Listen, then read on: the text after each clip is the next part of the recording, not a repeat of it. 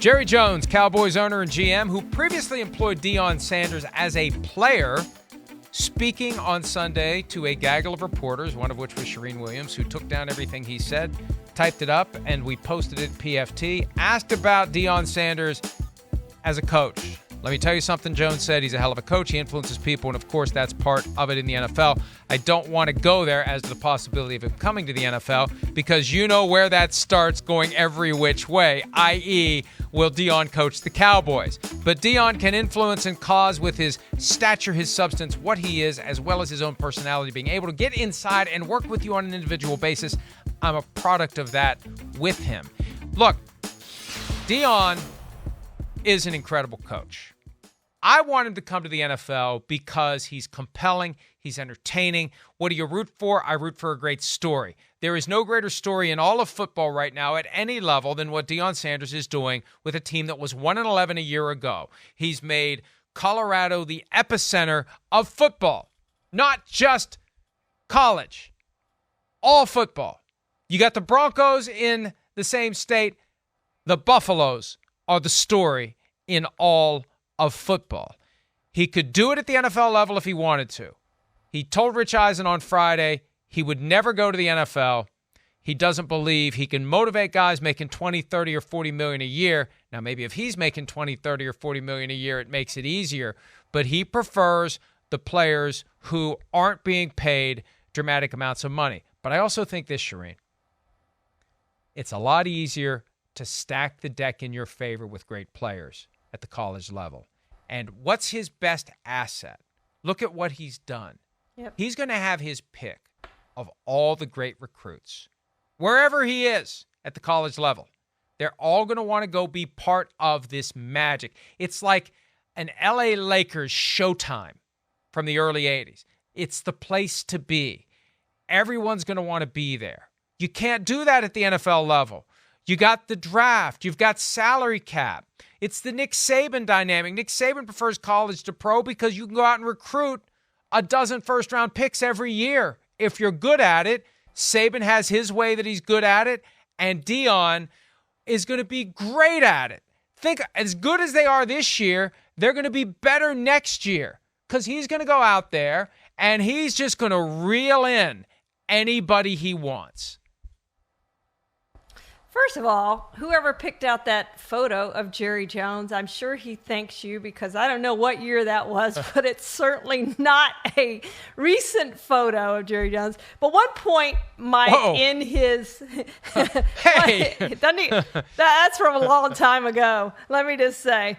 But, you know, one thing about Jerry in that quote was, it'll go every which way, which, as you said, means... Is he going to coach the Dallas Cowboys? He's never going to coach the Dallas Cowboys, even if he goes to the NFL. You know why? At least as long as Jerry Jones owns the team, he would be bigger than Jerry Jones, and that is never going to happen with the Cowboys. Jerry Jones is the face of the Cowboys and will always be the face of the Cowboys as long as he owns the team and is there as the guy. So Deion's not going to Dallas. I don't think he ever coaches in the NFL, and it's great points that you make. I wonder how long he's going to be at Colorado. There is more money at other big-time programs, and they're going to throw money at him that maybe Colorado can't match. They have more schools have NIL money. And if he wins at Colorado, is there going to be that lure to go do it at the highest level, which is the SEC? To go do what Kirby Smart did at Georgia to prove you're better than Nick Saban. He will have that opportunity if that's what he wants. I look at Florida. I mean, I know he played at Florida State. Wouldn't that be great if he went to Florida and began recruiting against Florida State and Miami at Florida with all the money that program has to win in the SEC, to compete against Georgia? Players would flock to Florida to go play for him. Right now, Mike, that Colorado State game did massive ratings. And it started at, 10 p.m. Eastern time? You get in the SEC, you're playing games in the middle of the afternoon that would double what he was able to do in the middle of the night. Yeah, they almost had 10 million on average for that game. It started at 10 o'clock, went till 2:30 in the morning, double overtime thriller. after the West Virginia Pitt game ended, which was anything but a barn burner, it was a couch burner, though, because West Virginia won. I turned over to ESPN2. It was after 11.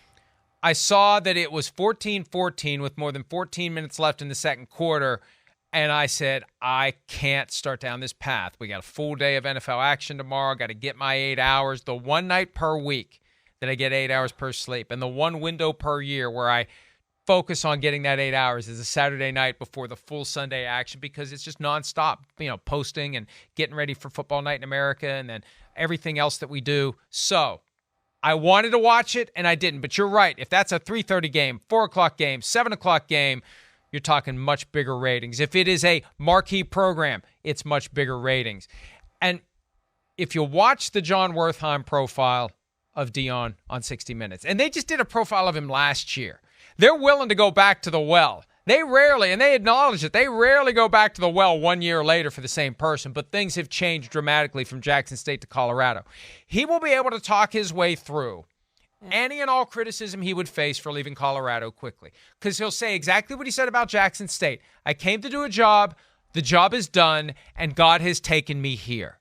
And you say it with conviction, and you say it with charisma, and it doesn't matter if it's not true. It doesn't matter if at the end of the day, he just simply says, my own personal ambition is bigger than Colorado, but I can't say that out loud, so I'll say something else instead. And they're all full of crap. All college football coaches are full of crap. This isn't some strange dynamic that Deion Sanders is introducing to the industry. They're all full of crap. I'm not going to be the Alabama coach, for crying out loud. But Deion can pull it off. He's got that smile. He's got that ever-present twinkle in his eye. And Charean, as much as I wanted to come to the NFL, he's going to be at one of those major schools.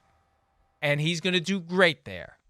And those numbers that we see from Colorado State in the middle of the night, you're absolutely right.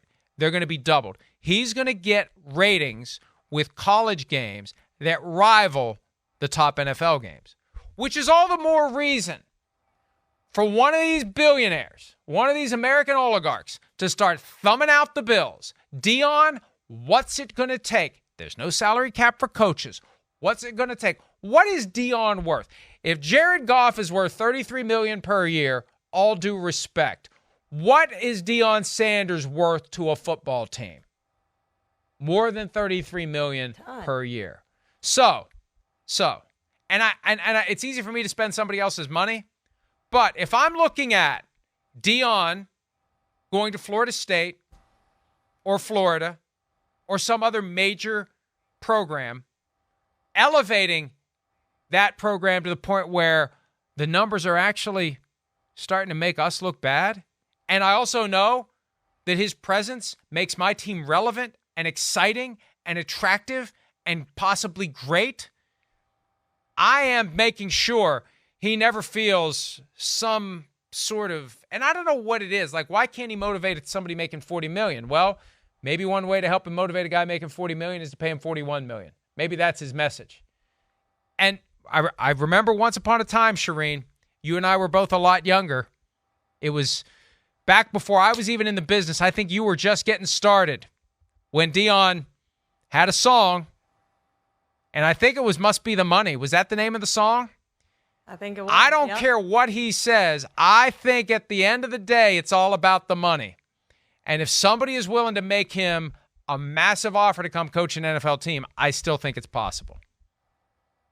That would be the one way, Mike, if they have an offer out there that some college is not willing to match. I don't want to say can't match, because there are donors out there that would be able to match that but don't want to match. But you look at the exposure that he's given to Colorado. I saw it was almost $2 million for the first 2 weeks of exposure. The first 2 weeks, I think it's even more than that. I think that's underselling what he has brought to Colorado and what a big change he's made. No one cared about Colorado. No one watched Colorado. We didn't even know Colorado had a football team, for goodness sake, unless our team played them. They didn't do anything. There was no reason to watch Colorado. They were on in the middle of the night playing games and getting blown out. Nobody cared about Colorado. Now Colorado is must-see TV. The pregame shows go there. Everybody wants to see Colorado. The best-kept secret maybe of a college with where it is in Boulder is now a not best-kept secret anymore because of Deion. Yeah, when I would hear Colorado, I used to think, oh, I remember when they were good in 1990. And weren't they in the game that had 5 downs? Wasn't it Colorado, Yes, Missouri in the 5-down game? That's it. That's all I remembered. Not anymore. Now it's all about Deion. And I really don't think it's an accident when he tells Rich Eisen he's going to have a hard time motivating guys making 20, 30, 40 million a year. I think his message is that's what it's going to take to make me feel comfortable trying to motivate someone like that. I can't motivate somebody who's making 4 times what I make. I got to be making what they make in order to motivate them. And I still believe he can motivate those folks. I still believe he can motivate somebody making 40, 50, 60 million. He can motivate anybody. All right, we got to take a break. We'll take a look at some of the best catches from Week 2 when PFT Live continues right after this. Hi, it's Mike Florio. Thanks for watching PFT on YouTube. Hit subscribe for the latest news and analysis from Pro Football Talk.